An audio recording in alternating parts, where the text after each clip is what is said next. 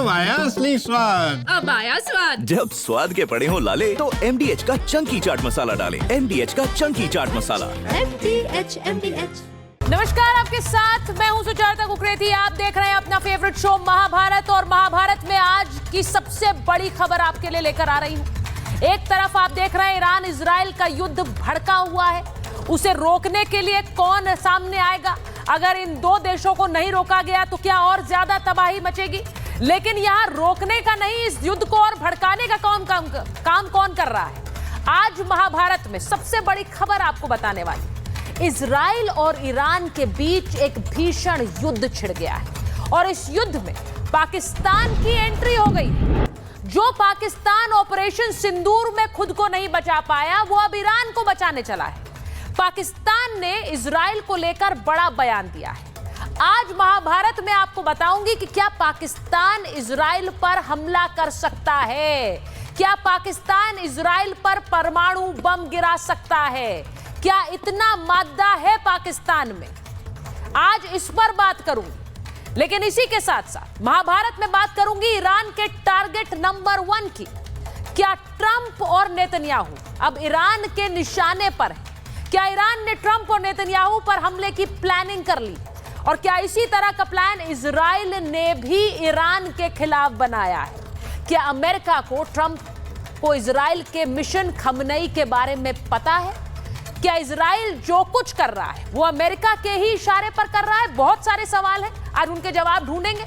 अगर दुनिया का एक भी बड़ा नेता निशाना बनता है, क्योंकि इजराइल खमनई को टारगेट कर रहा है, खमनई ट्रंप और नेतन्याहू को टारगेट कर रहे हैं, अगर एक भी बड़ा नेता निशाना बनता है तो कितनी बड़ी तबाही मचेगी, आज इस पर भी बात करूंगी। और इसी के साथ आपको बताऊंगी कि इजराइल का ईरान के अंदर मिशन मोज़ार्ट क्या है। आखिर ईरान के अंदर घुसकर मोज़ार्ट क्या क्या कर सकता है, क्या क्या कर रहा है, इसकी भी बात होगी। लेकिन सबसे पहले आपको बताती हूं वो बड़ी खबर जिसे सुनकर आप हैरान भी होंगे और सोचेंगे कि इतनी हिमाकत कैसे कर सकता है पाकिस्तान। पाकिस्तान क्या इजराइल पर परमाणु बम गिराएगा? पाकिस्तान ने ईरान को खुलकर समर्थन दिया है। पाकिस्तान अब जो बयान दे रहा है वो सुनने वाला है। इजराइल पर परमाणु बम गिराने की बात कह रहा है पाकिस्तान। जी हां, IRGC के एक वरिष्ठ अधिकारी हैं और उनका बयान इस बात की पुष्टि करता है। तुर्की टुडे को मोहसेन रेजाई ने एक इंटरव्यू दिया। IRGC आप जानते हैं, जो ईरान की रेवोल्यूशनरी गार्ड कोर है, जो कि वहां के सत्ताधारी नेताओं को प्रोटेक्शन देती है, सुरक्षा देती है, उसी के बड़े जनरल ने कहा कि पाकिस्तान ने हमें भरोसा दिलाया है, ये भरोसा दिलाया है कि इजराइल ने अगर ईरान पर परमाणु अटैक किया तो पाकिस्तान इजराइल पर दागेगा परमाणु बम। अब सोचिए, ये बहुत बड़ी बात है। पाकिस्तान ने ईरान को इस हद तक समर्थन दे दिया कि अगर इजराइल परमाणु बम दागेगा तो हम इजराइल पर हमला कर देंगे। क्या पाकिस्तान ये कर भी सकता है? ये जो गीदड़ भभकी पाकिस्तान की आई, आज इस पर बात करूंगी। इससे पहले पाक के रक्षा मंत्री ने क्या बयान दिया था, इशाक डार ने क्या कहा था, वो भी आपको बताऊंगी। और ख्वाजा आसिफ ने क्या कहा था। ख्वाजा आसिफ ने ईरान के समर्थन में बयान दिया। इजराइल के खिलाफ मुस्लिम देश एकजुट हो जाए, ये पाकिस्तान का बयान था। और वो ये भी कह रहे थे कि जो मुस्लिम देशों का दुश्मन इजराइल है, तो इसीलिए इजराइल के खिलाफ सारे मुस्लिम देशों को एकजुट होना चाहिए। अब पाकिस्तान क्या इतनी बड़ी हिमाकत करेगा ईरान और इजराइल के बीच की जंग में? और नेतन्याहू क्या इसे बर्दाश्त करेंगे? जो ऑपरेशन सिंदूर में अपने एयर स्ट्रिप्स को नहीं बचा पाया, वो अब नेतन्याहू के सामने उन पर परमाणु बम चलाने की धमकी दे रहे हैं। आपको एक तस्वीर दिखाती हूं, जहां एक तरफ पाकिस्तान इजराइल को टारगेट करने की बात कर रहे हैं, वहीं नेतन्याहू ने आज एक बड़ा खुलासा किया है। वो कह रहे हैं कि उन्हें भी टारगेट किया जा रहा है। आपको तस्वीर दिखाती हूं इजराइल में नेतन्याहू के घर की। उत्तरी इजराइल में नेतन्याहू का ये घर है, जहां पर ड्रोन से ईरान ने हमला किया है। वहां जो क्षति पहुंची है उसकी भी तस्वीर है। बहुत ज्यादा क्षति नहीं पहुंची है, लेकिन देखिए इमारत के जो शीशे हैं वो पूरी तरह चटक गए। ड्रोन से हमला किया ईरान ने नेतन्याहू के घर पर, ये तस्वीरें सामने आई। और ये जो तबाही मचाई है इजराइल में ईरान ने, उसकी एक और तस्वीर देख लीजिए। आप सोच रहे होंगे कहां की तस्वीर है। इजराइल में इमारतें कैसे बर्बाद हो गई, ध्वस्त हो गई, ये ईरान के हमले से हुआ है। तो ये तबाही इस वक्त ईरान इजराइल में मचा रहा है और अब हमला नेतन्याहू पर करने की बात कर रहा है। इसकी पुष्टि किसने की है? इसकी पुष्टि खुद नेतन्याहू कर रहे हैं। वो बता रहे हैं कि वो कैसे टारगेट पर है, वो कैसे ईरान के टारगेट पर है और ईरान का टारगेट नंबर 1 वही है। क्या बोला है इजराइल के प्रधानमंत्री नेतन्याहू ने? उनका दावा है, क्या दावा है ये आपको बताते हैं। ईरान ने मुझे मारने की कोशिश की है, मेरे बेडरूम पर दागी है मिसाइल, ये कह रहे हैं नेतन्याहू। मुझे और ट्रंप को, आप दोनों नेताओं को देख रहे हैं, मुझे और ट्रंप को मारने की कोशिश कर रहा है ईरान। ईरान ने मेरी हत्या की साजिश रची है, यह भी कहा। और ईरान ट्रंप को नंबर 1 दुश्मन मानता है और ट्रंप एक मजबूत और निर्णायक नेता की क्षमता रखते हैं, इसीलिए ट्रंप पर हमला करना चाहता है ईरान।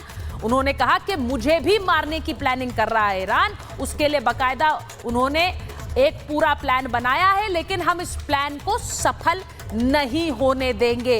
तो एक तरफ ईरान नेतन्याहू और ट्रंप को मारने का प्लान बना रहा है, तो ईरान के खिलाफ इजराइल का प्लान खमनई क्या है वो भी आगे आपको बताऊंगी। पहले ये रिपोर्ट देखिए।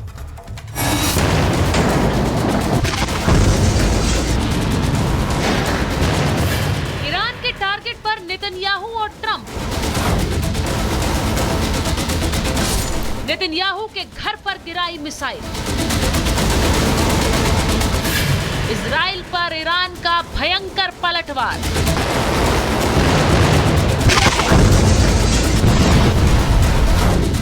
अब इजराइल के खिलाफ पाकिस्तान भी कूदा मैदान में। इजराइल को पाकिस्तान ने परमाणु बम की धमकी दी है। क्या इजराइल पर एटम बम गिराएगा पाकिस्तान? मैं समझता हूं कि ये एक ऐसा इनिशिएटिव की ज़रूरत है इस वक्त जिससे आलम इस्लाम का इत्तेहाद नज़र आए और इजराइल के साथ जहाँ जहाँ भी इस्लामी दुनिया में ताल्लुकात हैं उनको मुनक़ता होना चाहिए। रूस और चीन करेंगे ईरान की मदद।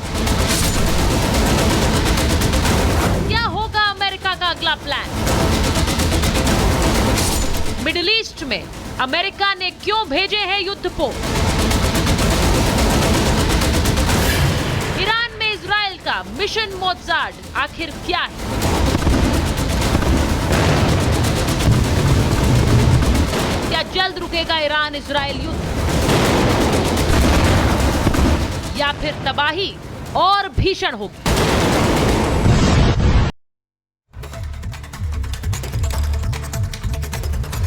और मैं अपने मेहमानों का परिचय आपसे कराऊं। मेरे साथ इस वक्त स्टूडियो में एम्बेसडर दीपक बोरा आ गए हैं। हमारे साथ ब्रिगेडियर संजय खन्ना स्टूडियो में जुड़ रहे हैं। हमारे साथ मेजर जनरल ए के सिवाच साहब जुड़ रहे हैं। हमारे साथ मेजर जनरल वी के दत्ता भी जुड़ रहे हैं और हमारे साथ NND दुबे साहब हैं। बहुत बहुत स्वागत मेरे मेहमानों का।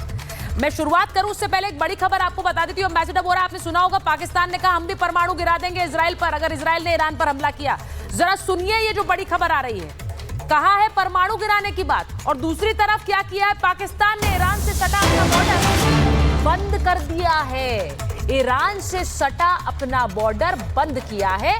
बलूचिस्तान प्रांत की सीमा ईरान से मिलती है और वहां पर बॉर्डर बंद कर दिया है। तो एक तरफ समर्थन दिखाने की कोशिश, क्योंकि ये बयान IRGC के जनरल ने बाकायदा टर्की टुडे को एक इंटरव्यू में दिया कि पाकिस्तान ने हमें समर्थन की बात कही है, लेकिन दूसरी तरफ अपना बॉर्डर बंद कर दिया है। इसका मतलब क्या है एम्बेसडर बोरा? अगर मैं सीधे आपसे पूछूं, पाकिस्तान क्या जो ऑपरेशन सिंदूर में अपनी जमीन नहीं बचा पाया, वो इतना बड़ा कदम उठाने की हिम्मत भी करेगा?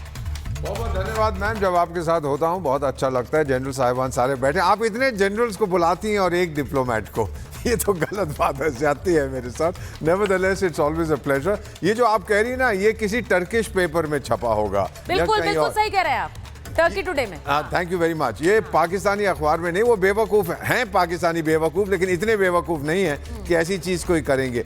आपको याद होगा अभी ज़्यादा समय नहीं हुआ, एक दूसरे पर मिसाइलें फेंका करते थे ईरान और पाकिस्तान। फिर ईरान के जो राष्ट्रपति जो गुजर गए थे वो आए थे पाकिस्तान, और फिर darling brother Islamic sister brother करके वो समझौता हो गया। वापस गए वो अपने देश, फिर से मिसाइलें दागनी शुरू कर दी। There is no question, Iran is Shia, Pakistan is hardcore Sunni, नफरत करते हैं एक दूसरे से ma'am, take it from me. तो ये जो पाकिस्तान जिसने भी कहा है वो अमेरिका से परमिशन मिल गई है, क्योंकि पाकिस्तान के पास अपने न्यूक्लियर हथियार तो है नहीं, मांगे हुए किराए के अमेरिका के पड़े हैं, और उनको कैसे फेंकेगा वो भी कोई नहीं है। सो डोंट, जरा भी इसमें सच्चाई नहीं है। सच्चाई ये है पाकिस्तान शोर मचाएगा क्योंकि ये सोचता है एक मौका है कि अब मैं फिर से इस्लामिक दुनिया का शहंशाह बन जाऊं, लेकिन कुछ नहीं होने वाला। कभी भी ईरान उसको शहंशाह नहीं बनने देगा, सऊदी अरेबिया नहीं बनने देगा, तुर्की नहीं बनने देगा, मिस्र नहीं बनने देगा। So this is total nonsense. वो कहते हैं ना मैम कि जंग में पहली मौत किसकी होती है? सच्चाई की। This is a war of fogs, not just the fogs of war. Absolutely.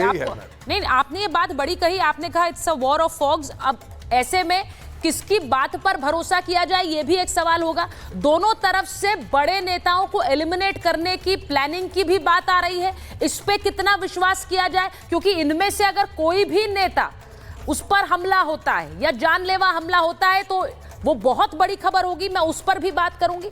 लेकिन ये जिस तरह से हमने दिखाया कि यहाँ पर इजराइल को और ईरान को अगर नेता को बचाना है तो वो मुस्लिम देशों के पास नहीं जा रहे हैं, वो रूस के पास जा रहे हैं। मैं वो खबर भी आगे आपको दिखाऊंगी, लेकिन पहले जरा मैं एक बार जनरल सिवाच आपके पास आ रही हूँ। मुझे जरा सर ये जल्दी से बताइए, आपको लग रहा है कि पाकिस्तान इसमें सिर्फ अपनी किरकिरी करा रहा है एंट्री लेकर?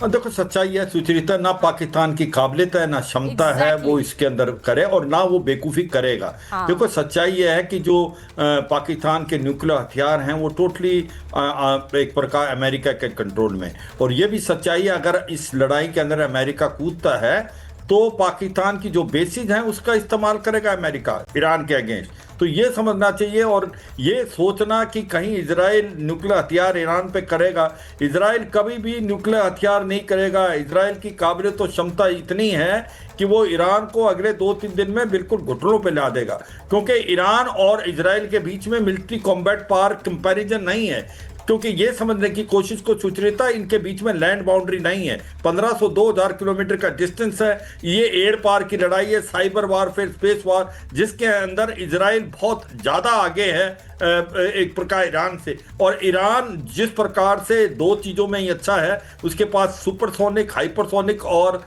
मिसाइलें हैं और ड्रोन्स हैं शाही जैसे, मगर जो integrated air defence system Israel का है, जिसके अंदर आयरन डोम है, थार्ड है और आपका पेट्रोइड मिसाइल है, वो बहुत काबिल तारीफ है। उसने ज़्यादातर 90% इनके मिसाइलों को बर्बाद कर दिया। होती हमास और हिजबुल्लाह बिल्कुल कमजोर हैं। ईरान अकेला पड़ गया मुस्लिम वर्ल्ड में। चीन और रूस को ज़्यादा सहायता देने वाले, रूस की काबिलियत नहीं वो यूक्रेन की लड़ाई में। चीन चुपके कुछ छोटा मोटा देगा, तो मुझे लगता नहीं कि ये लड़ाई ज़्यादा देर चलेगी। आप जो बात कह रहे हैं, मैं उसी बात से एक बार दुबे साहब से एक रिएक्शन लेती हूँ, उसके बाद जरा कुछ तस्वीरें दिखानी है और अपने बाकी मेहमानों के पास जाना है। दुबे साहब मुझे ये बताइए, अभी जनरल सिवाच ने एक बड़ी बात कही, उन्होंने कहा कि अगर ये एस्केलेशन होता है तो अमेरिका पाकिस्तान की जो भूमि है उसका इस्तेमाल करेगा फॉर एन अटैक। आपको ये लगता है, क्योंकि इससे पहले भी किया है और आगे भी जो नरमी एक तरह से अमेरिका दिखा रहा है पाकिस्तान पर, क्या उसका उसकी सीधी वजह यही है कि ये जो एस्केलेशन इस वक्त इजराइल और ईरान के बीच है? दुबे साहब बिल्कुल सही कह रहे हैं आप। इसमें सबसे बड़ा मुद्दा ये है कि इस पूरे साउथ ईस्ट एशिया या मिडिल ईस्ट के इस नीचे आप देखिए तो दूसरा पाकिस्तान नहीं है, एक ही पाकिस्तान है अमेरिका के लिए।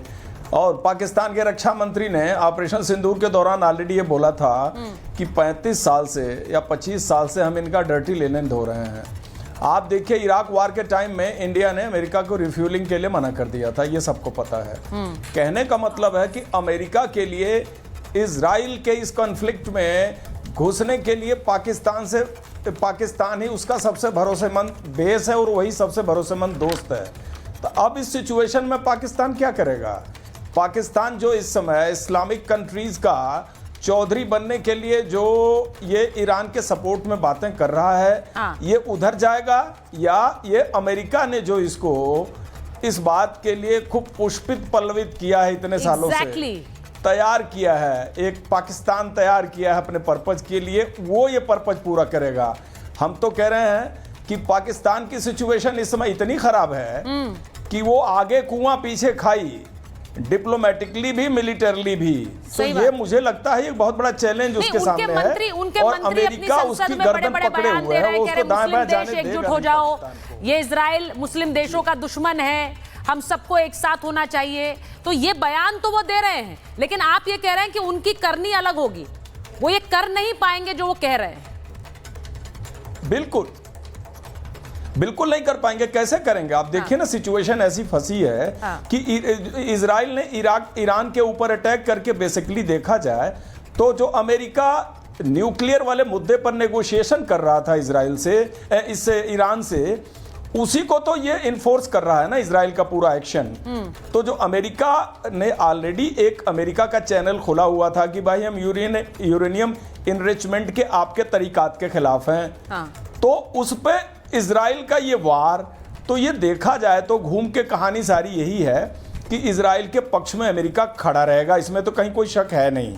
अब रही बात कि इस्लामिक देश के भावना में आके पाकिस्तान का ये जो ऐलान है चौधरी बनने का, वो ऐलान भी अभी प्रॉब्लम में पड़ेगा। अब पाकिस्तान जाएगा कहाँ बताइए? अमेरिका छोड़ेगा क्या उसको? क्योंकि आपने बिल्कुल सही अमेरिका ने वहां इतना इन्वेस्टमेंट इस्तेमाल किया गया है, छोड़ेगा क्या?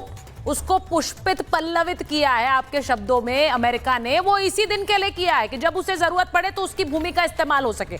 मैं एक बार जरा दिखाना चाह रही हूं कि इस एस्केलेशन में जो तस्वीरें हमारे पास आ रही हैं, ईरान अपनी तरफ से इजराइल पर हमले कर रहा है, मिसाइल्स ड्रॉप कर रहा है। मिसाइली हमला जो ईरान ने इजराइल पर किया, ये मिसाइलें लॉन्च की, और ये मिसाइल लॉन्च की तस्वीरें हैं जो मैं आपको इस वक्त दिखा रही हूँ। इजराइल के ऊपर ईरान ने ये मिसाइलें दागी, ये तस्वीर देखिए, ये आपको इसमें मिसाइल साफ नजर आ रही है, इजराइल के आसमान में छोड़ी गई ये मिसाइल्स। और इसके बाद एक दूसरी तस्वीर दिखाती हूँ कि ये मिसाइल्स कैसे हिट कर रही है इजराइल की इमारतों पर। ये पूरी फुल फ्रेम दिखाइए ये तस्वीर, इजराइल की इमारत में ईरान की मिसाइल कैसे जाकर इमारत का पूरा ऊपर का हिस्सा गिर जाता है, बगल का हिस्सा ढह जाता है। ये इजराइल की इमारतों पर नुकसान ईरान की मिसाइलों से हुआ है। अब दोनों तरफ से नुकसान हो रहा है, और ये इसलिए क्योंकि ईरान संदेश देना चाहता है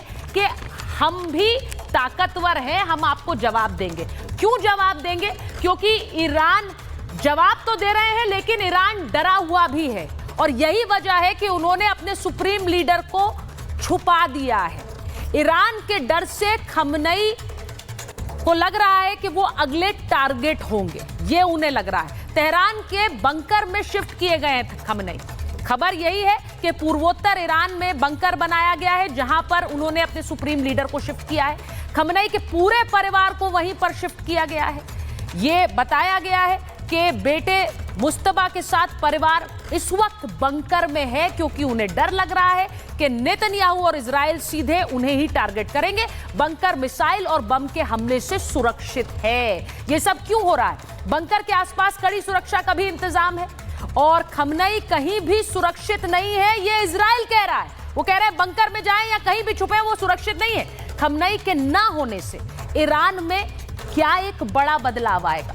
परमाणु कार्यक्रम पर क्या रोक लग सकती है? और हत्या के बाद क्या ईरान में सत्ता परिवर्तन संभव है?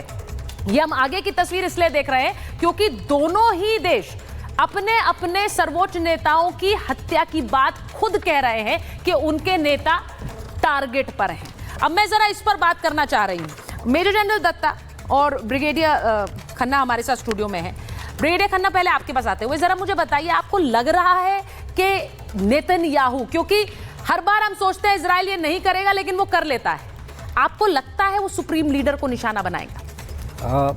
देखिए दो चीज़ें मैं बताना चाहूँगा। पहले तो जो अभी तक डिस्कशन चल रहा था उसमें ये बताऊँगा कि ईरान जो है उन्होंने ये स्टेटमेंट दी कि पाकिस्तान जो है उनको न्यूक्लियर के जो न्यूक्लियर आर्सेनल है उसके साथ मदद करेगा। तो वो बेसिकली मुस्लिम ब्रदरहुड को जो है इनकरेज करना चाहता है कि देखिए एक मुस्लिम देश पाकिस्तान जो है वो हमारी मदद कर रहा है, तो वो गुहार लगा रहे हैं बाकी मुस्लिम देशों को भी पास में आने के लिए और उनकी मदद करने के लिए। दूसरा ये है कि पाकिस्तान ऑपरेशन सिंदूर में जो है उन्होंने बहुत बुरी तरह से मुँह की खाई है और वो जो है मुस्लिम वर्ल्ड में अपने आप को फिर उजागर करना चाहते हैं और इसलिए उन्होंने बताया कि जी हमारे पास न्यूक्लियर मिसाइल है और हम उसका जो है इस्तेमाल कर सकते हैं अगर ईरान बोलता है और इजराइल ज़्यादा ईरान के को तकलीफ़ देता है। दूसरा आपने जो ये बात की है अल खमेनी की कि वो बच जाएंगे या नहीं बच जाएंगे। 2-3 दिन पहले प्राइम मिनिस्टर नेतन्याहू ने एक स्टेटमेंट दी थी जिसमें उन्होंने बोला था कि अब जो है ये अल खमेनी जो है वो नेक्स्ट है और वो हमारे टारगेट पे हैं। ये जो मुझे लगता है जैसे एक मोटिवेटेड स्टेटमेंट थी और उसकी वजह ये थी कि अल खमेनी जो है उनके अलग अलग जगहें होंगी जहाँ पे वो छुपते रहे होंगे क्योंकि उनको पता है कि वो भी एक टारगेट है। तो मोसाद को इजराइल ने सक्रिय कर दिया और ज़्यादा सक्रिय कर दिया है और ये मोटिवेटेड स्टेटमेंट देके जो है उन्होंने खमेनी को जहाँ पे भी वो घुस के बैठा हुआ है वहाँ से निकलने के लिए मजबूर किया है और वो मजबूरी में जो है अपने लोकेशन शिफ्ट करेगा जिसकी मोसाद को जो है इंफॉर्मेशन मिलेगी। और ये एक और चीज़ बताना चाहूँगा कि IRGC जो है वो भी कॉम्प्रोमाइज है, वो भी मोसाद के साथ है और इसी वजह से जो है नहीं ये बड़ी बात कह रहे हैं आप कह रहे हैं IRGC कॉम्प्रोमाइज्ड है, वो मोसाद के साथ है। देखिए मैं आज ये भी बात करना चाहती हूँ कि मोसाद का जो पूरा एक नेटवर्क है क्या वो ईरान में इस कदर फैला है। जिस तरह की उन्होंने स्ट्राइक की वो अनअचीवेबल सी थी लेकिन उन्होंने कर ली और उन्होंने कैसे सीधे उनके IRGC के हेड को टारगेट किया है, ये बहुत बड़ी बात है। आप कह रहे हैं कॉम्प्रोमाइज्ड है उनका, ये किस बिना पर आप कह रहे हैं? एम्बेसडर आप बोलना चाह रहे हैं? मैं इसमें ऐड करना चाहता हूँ। हर बार ये चीजें जो होती हैं 2 बार होती है। 1953 में मोहम्मद मुसद्दक के अगेंस्ट कू हुआ था। उसने ऑयल कंपनी को नेशनलाइज कर लिया था। ब्रिटिश और अमेरिकन ने मिलकर किया 3 चीजें। पहले जो उनकी फौज थी और सिविल सर्वेंट्स उनको पैसे घूस दे के अपनी तरफ कर लिया। दूसरा उन्होंने अपने वहां लोग भेजे, उनको बोला कि सड़कों पे उतरो हम सब कुछ करेंगे। और तीसरी चीज जो उन्होंने की थी मैम इंफॉर्मेशन वॉरफेयर। 1953 की बात कर रहा हूं। 2025 में भी मोसाद ने बिल्कुल वही किया है। खरीद लिया है इनके फौजी, नहीं तो ये जानकारी कहां से मिलती है। अपने एजेंट्स वहां पैदा किए, 6 महीने से तैयार किया था। 53 में भी 6 महीने से तैयारी की थी और फिर वहां पे मुसद्दिक साहब को अरेस्ट करके उसको घर में रखा, फिर वो मर गए और शाह को वापस ले आए थे, शाह ऑफ ईरान। और इस बार भी मैम वही चीज कर रही है, मनी, आइडियोलॉजी, मोटिवेशन। और अब तो आपको ये भी सुना है कि ईरानियन जो बड़े बड़े मिलिट्री ऑफिसर्स हैं कुछ लोग भाग रहे हैं छोड़ के, रूस की तरफ जा रहे हैं कि हम यहाँ पे बैठ के मरना नहीं चाहते। तो 2 बार, ये दूसरी बार हम देख रहे हैं कॉम्प्रोमाइज्ड बैडली। तभी तो उनके इंटेलिजेंस चीफ को मार दिया, उसके डेप्यूटी को मार दिया, इतने जनरल्स को मार दिया। कहां से ये खबर आती है मैम? ये ऊपर से तो नहीं आती, ये उन्हीं के लोगों ने उनको खबर दी है। इजराइल स्पेशलाइजेज इन टारगेटेड असैसिनेशंस। अब ये देखिए, जब आप ये बोलेंगे एम्बेसडर वोरा कि इजराइल स्पेशलाइजेज इन टारगेटेड असैसिनेशंस, तो ये सवाल पूछा जाएगा कि क्या supreme leader will be next उनके टारगेट पर, क्योंकि वो ये बता चुके हैं कि हम कहीं पे भी रुकने वाले नहीं हैं। अब मैं इस पर आऊं, मैं आपको बताऊं कि खमनेई को सुरक्षा देने के लिए किस तरह से रूस से मदद मांगी गई है। मेजर जनरल दत्ता, मैं इसके बाद आपके पास आ रही हूं क्योंकि खमनेई की सुरक्षा के लिए रूस से ईरान ने संपर्क किया। खमनेई के करीबी ईरानी अफसर ने रूस से संपर्क किया है। यह भी कहा गया कि हालात बिगड़ने पर रेस्क्यू की प्लानिंग पर बातचीत की गई है। अब रूस ने सीधे सीधे ये कहा है कि आप मध्यस्थ कीजिए, आप इस एस्केलेशन को डीएस्केलेट कीजिए, यह भी रूस की तरफ से कहा गया है। लेकिन रूस ने खमनेई को सुरक्षित निकालने का भी भरोसा दिया अगर तस्वीर इतनी ज्यादा भीषण हो जाती है। जो वहां के अफसर हैं, IRGC के अली असगर हज़ैती ने रूस के अफसरों से बातचीत की है, क्योंकि वो ये जानते हैं कि ये जो तनाव है ये उस हद तक पहुंच सकता है जहां ईरान के सुप्रीम लीडर टारगेट पर हो, इसीलिए रूस से मदद मांगी गई। अब मेजर जनरल दत्ता, मैं आपसे पूछ रही हूं, वो जानते हैं ईरान कि अमेरिका की भी जो शक्ति है वो इजराइल के साथ है, इसीलिए रूस के पास, क्योंकि वो ये जानते हैं कि इस वक्त, लेकिन हमें यह भी ध्यान रखना चाहिए कि रूस और पुतिन और डोनाल्ड ट्रंप के बीच भी एक बातचीत हुई है, 50 मिनट की एक कॉल।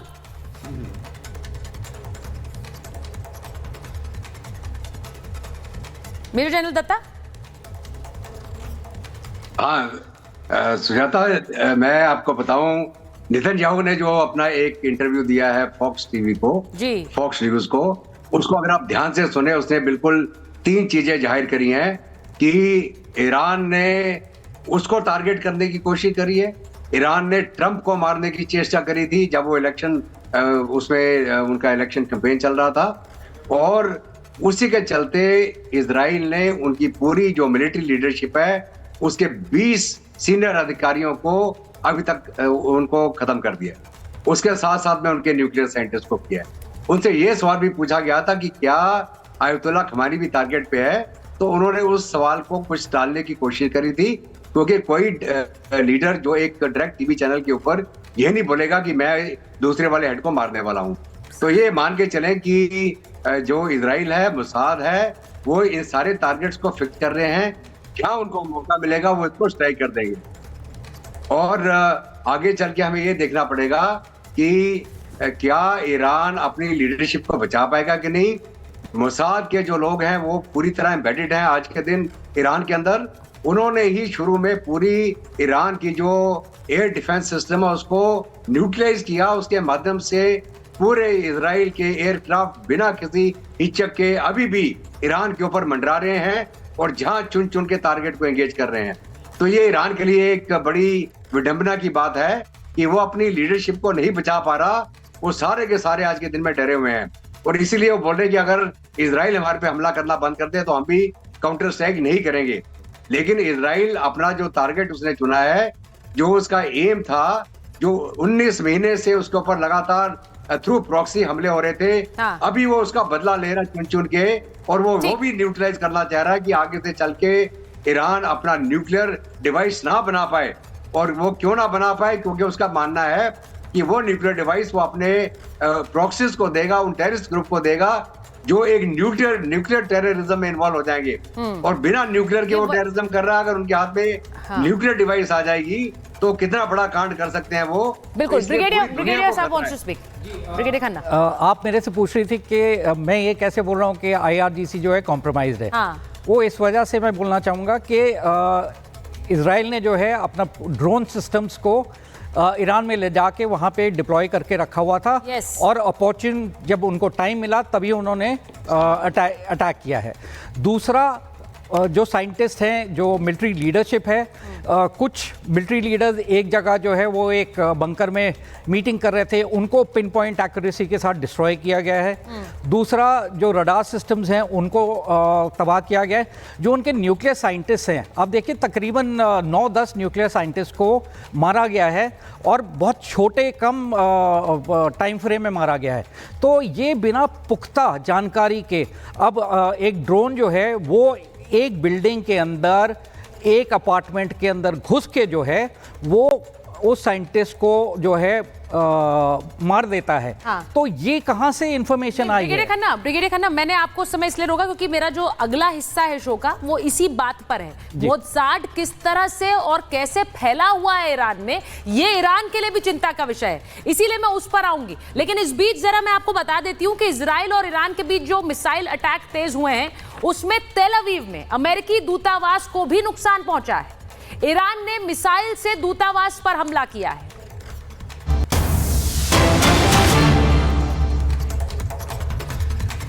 तो इजराइल और ईरान के बीच मिसाइल अटैक तेज हुए हैं और अमेरिकी दूतावास को जो निशाना बनाया, जरा उसकी तस्वीर दिखा दीजिए।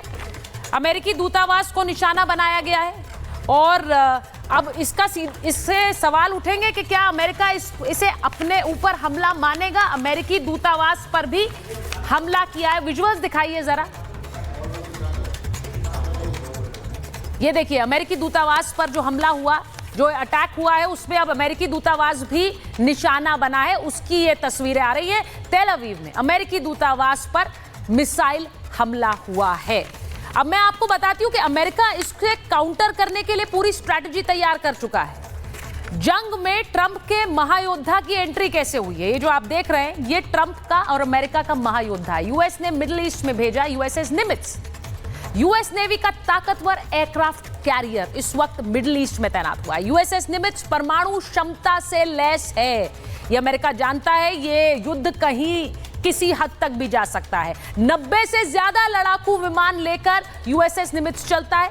1 लाख टन वजन उठाने की इसकी क्षमता है और अनलिमिटेड फायरिंग रेंज की सुविधा यूएसएस निमित्ज पर मौजूद है। तो ये जो शक्तिशाली महाकाय हथियार है, 6000 से ज्यादा कमांडोज मौजूद रहते हैं इस पर। ये इस वक्त मिडिल ईस्ट में तैनात किया है। रक्षा के लिए एडवांस रडार रक्षा प्रणाली इसमें मौजूद है। अब ये जो हथियार और ये aircraft carriers America middle east में भेज रहा है, उसका मतलब क्या है, जरा ये समझ लेते हैं। मेजर जनरल सिवाच, मैं आपसे पूछूंगी, ये जंग इजराइल की है या फिर ये जंग अमेरिका की भी है?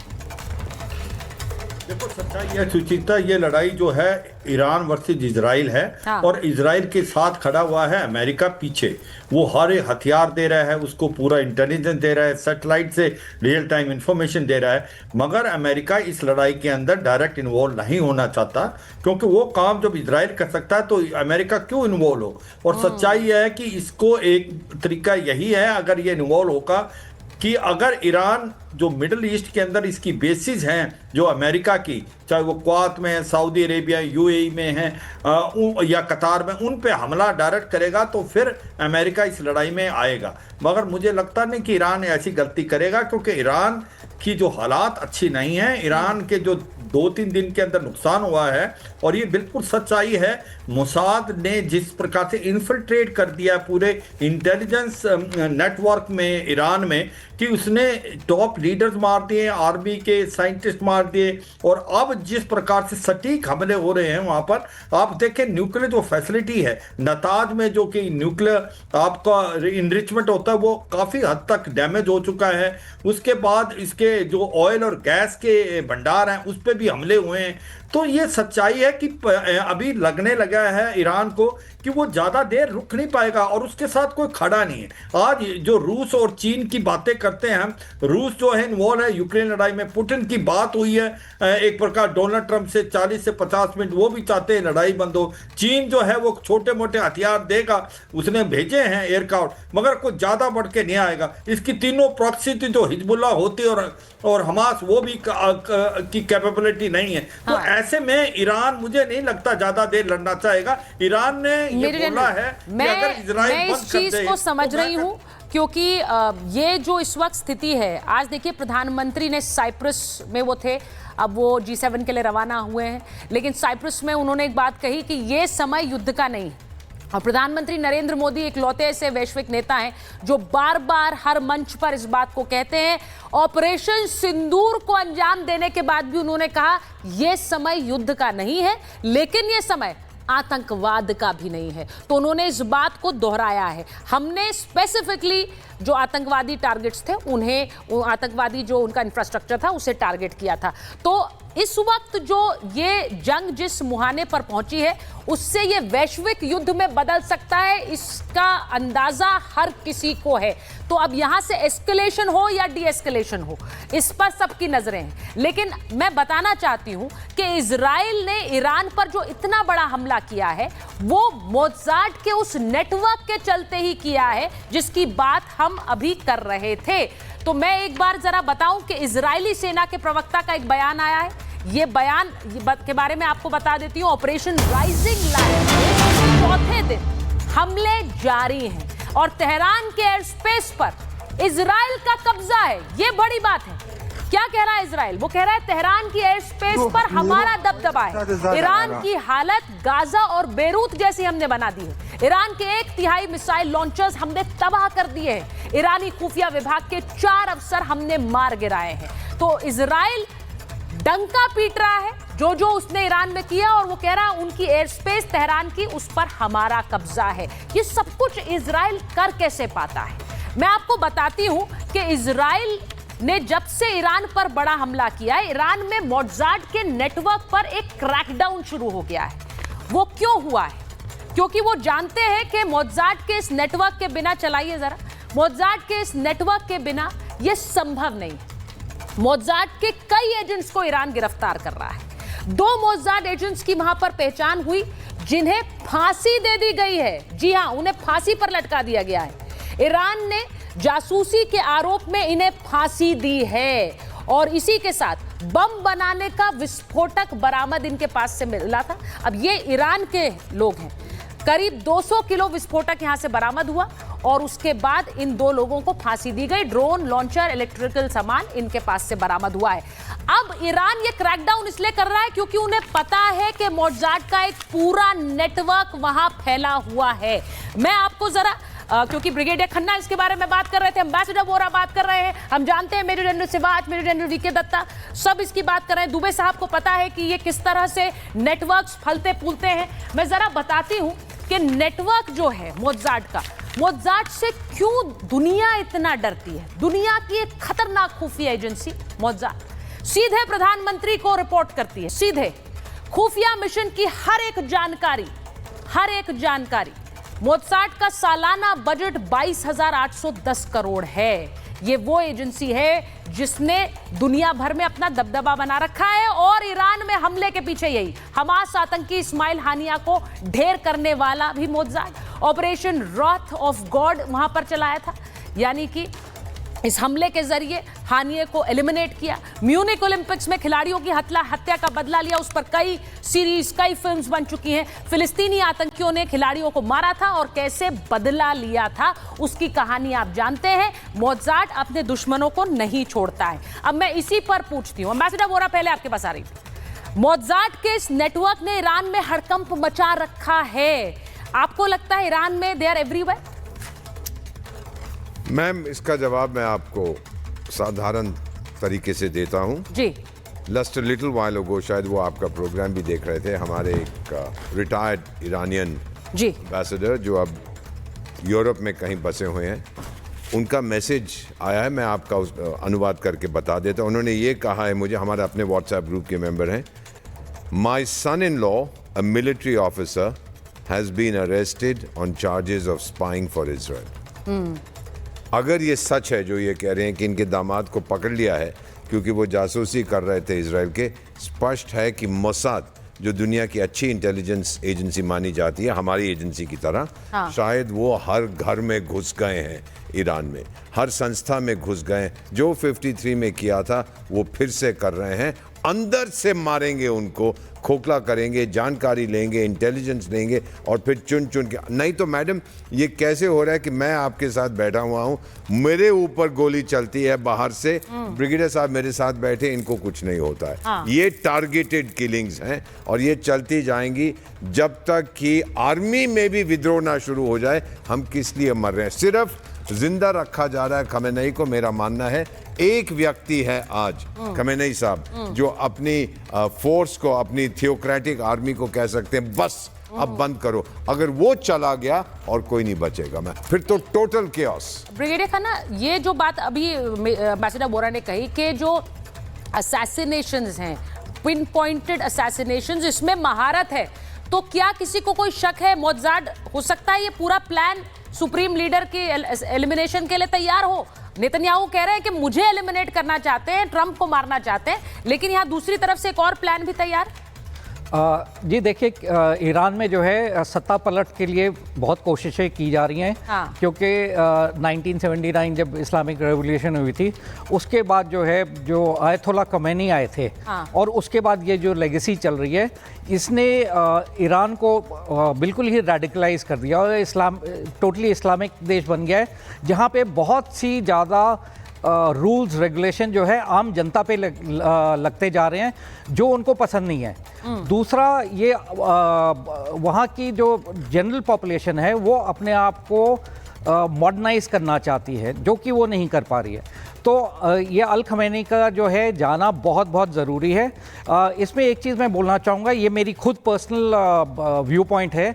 पुतिन साहब और प्रेसिडेंट ट्रंप के बीच जो है अभी आधा घंटा 50 मिनट वार्तालाप हुआ था 2 दिन पहले, जो, और उसी के बाद ये स्टेटमेंट आ रही है कि रशिया जो है अल खमेनी को यहाँ से जिंदा निकलने में मदद करेंगे। हाँ। जो मुझे लग रहा है कि इन दोनों में यही वार्ता हुई है कि भाई आप जो है अल खमेनी को ईरान से ले जाके निकाल दीजिए, क्योंकि सत्ता पलट की कोशिश हो रही है, तो ये एक तरीका है सत्ता पलट करने के लिए और सिचुएशन को डी एस्केलेट करने के लिए। और जब सत्ता पलट होगा तो कोशिश यही की जाएगी कि जो रजीम आती है या जो लीडर आते हैं वो इस टाइप के इस्लामिक कट्टरपंथी की सोच नहीं रखते हैं और वो चाहते हैं कि मुस्लिम जो ब्रदरहुड है उसको सही तरीके सही डायरेक्शन में लेके जाएं और उसको आपस में लड़ने के लिए जो है। देखिए खन्ना, आप वो बात सही कह रहे हैं, क्योंकि इस वक्त बहुत से मुस्लिम देश भी ऐसा नहीं है कि वो ईरान के साथ खड़े हैं। अगर हम सऊदी अरब की बात करें, यूएई की बात करें, तो वो किस तरफ खड़े हैं? हम जानते हैं कि they are allies with the United states.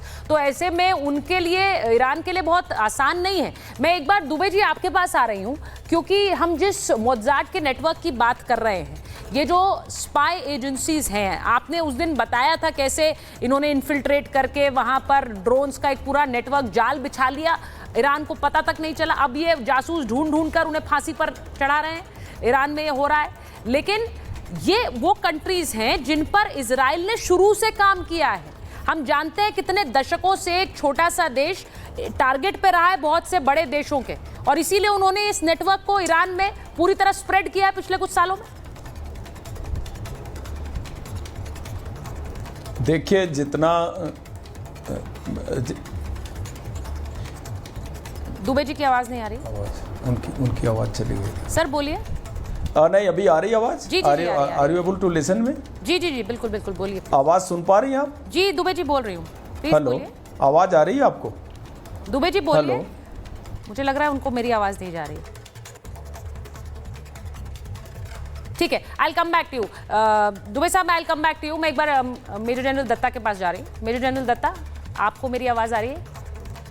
Major general Dutta ji. Major general Dutta, मैं इस मोज़ार्ट के नेटवर्क के बारे में ही पूछ रही हूँ, और जरा मोज़ार्ट की ग्राफिक्स आप स्क्रीन पर रखिए। जिस तरह से मोज़ार्ट को लेकर हमने कई बार ये कयास लगाया, ईरान में वहाँ उन्हें फांसी दी जा रही है, अब जासूसों को पकड़ा जा रहा है। उन्हें पता है कि अगर वो सुप्रीम लीडर तक भी पहुंचेंगे तो वो मोज़ार्ट का ही ऑपरेशन होगा। बिल्कुल सुजाता, ऐसा है कि मोसाद जो है शुरू से ही, अभी तो 9 महीने की एक्टिव जंग होगी जब इजराइल के माध्यम से उनके प्रॉक्सीज ने हमला किया इजराइल के ऊपर। इजराइल को मालूम था कि आज नहीं तो कल उनको ईरान को निपटना पड़ेगा और अच्छी तरीके से निपटना पड़ेगा, और लगातार जो मोसाद है वो इनके अलग अलग समय में इनके न्यूक्लियर असेट्स को टारगेट करती रही है, चाहे वो असैसिनेशन हो इनके न्यूक्लियर साइंटिस्ट की, या उधर साइबर अटैक्स हो, या जो भी सबोटाज हुआ है न्यूक्लियर को लेके, वो सारा का सारा मोसाद द्वारा किया गया। अभी इनको, अगर इनका प्लान था कि फिजिकल अटैक किया जाएगा, उसके लिए पूरी तैयारी करके इजराइल ने रखी थी कि जब अब जरूरत पड़ेगी तो किस प्रकार वो, क्या सीक्वेंस ऑफ एक्शन होगा कि मोसाद ग्राउंड पे क्या करेंगे, एयर अटैक किस प्रकार से होंगे, कौन कौन से टारगेट को एकदम न्यूट्रलाइज किया जाएगा। तो इस जी, आपने जो बात बोली है कि जिन टारगेट्स को यूटिलाइज किया जाएगा, कहां से ग्राउंड ऑपरेशंस को अंजाम देने के लिए लोग आएंगे, एक छोटा सा देश किस तरह से अपने चारों तरफ बने हुए देशों को हमेशा से ठेंगा दिखाता आया है और उनको दम दिखाता आया है, ये हमने देखा है। मैं आज भी जब बात कर रही हूं, आज अगर इजराइल ये कह रहा है कि तेहरान की एयर स्पेस पर हमारा कंट्रोल है, एम्बेसडर वोरा, ये बहुत बड़ी बात है। आप इतने बड़े देश, क्योंकि ईरान साइज में कितना बड़ा है ये हमने पिछले दिनों बात की थी महाभारत के एक एपिसोड में, आप जानते भी हैं ये, लेकिन वो कह रहे हैं हमने तेहरान की एयर स्पेस पर कब्जा कर दिया, डोमिनेशन। 100%, क्योंकि ईरान की एयरफोर्स तो अब खत्म हो चुकी है ना। मैं बहुत पुराने जहाज हैं, सैंक्शंस के कारण स्पेस भी नहीं मिलते थे। चीन जो जहाज देता है वो वहाँ ईरान पहुँचने से पहले ही हवा में गिर जाते हैं। तो there is no question about it कि उनकी एयरफोर्स तो खत्म हो चुकी है। टोटल एयर डोमिनेशन है, टोटल इंटेलिजेंस डोमिनेशन है। ग्राउंड ऑपरेशन अभी लॉन्च नहीं किया, वो लॉन्च होगा जब ये पूरी तरह से खत्म हो जाएगा जंग और इजराइल निकाल के लाएगा वो एनरिच्ड यूरेनियम जो वहाँ पे ईरान में जहाँ जहाँ रखा हुआ है। MDH की हल्दी मिर्ची धनिया करे कमाल, ये रंग दे, ये खुशबू दे, ये तीखा, ये कम पड़े, क्या निराला MDH मसाला।